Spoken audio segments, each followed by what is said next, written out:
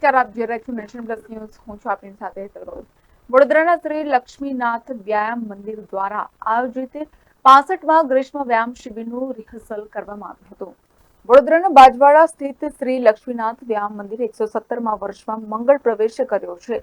દેશી વ્યાયામની પ્રવૃત્તિઓ લોકો સુધી પહોંચે એવા આશયથી ભારતીય સંસ્કૃતિ રમતો જીવંત રહે તે હેતુ સાથે છેલ્લા ઘણા વર્ષોથી ગ્રીષ્મ વ્યાયામ શિબિરનું આયોજન કરવામાં આવે છે. શ્રી લક્ષ્મીનાથ વ્યાયામ મંદિરમાં 65મા ગ્રીષ્મ વ્યાયામ શિબિરનું ખેલાડીઓ દ્વારા રિહર્સલ કરવામાં આવ્યું હતું.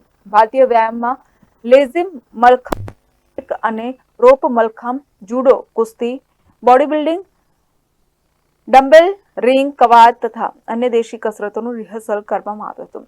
શ્રી લક્ષ્મીનાથ વ્યાયામ મંદિરના સભ્યો તેમજ પૂર્વ ખેલાડીઓ દ્વારા નિઃશુલ્ક ટ્રેનિંગ આપવામાં આવે છે.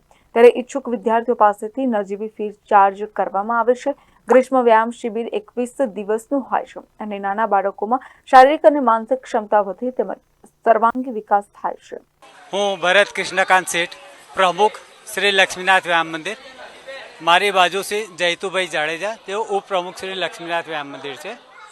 શ્રી લક્ષ્મીનાથ વ્યાયામ મંદિરનું આ 117મું વર્ષ ચાલી રહ્યું છે અને આ 65મો ગ્રીષ્મ વ્યાયામ શિબિર ચાલી રહ્યો છે.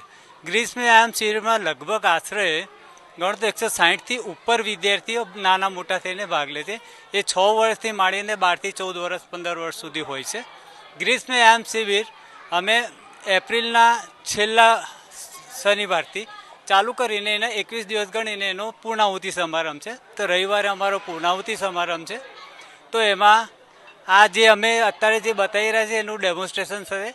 અમે ગ્રીષ્મ વ્યાયામ શિબિરમાં મલખંબ, રોપ મલખંબ, સિલ્ક, જુડો, કુસ્તી, યોગાસન, dumbbells, lezim, warned drill, ring કવાયત, દંડ કવાયત, આ બધી વસ્તુ જે છોકરાઓને બેઝિક સ્કિલ ડેવલપ કરવા માટેની જે વસ્તુઓ છે તે.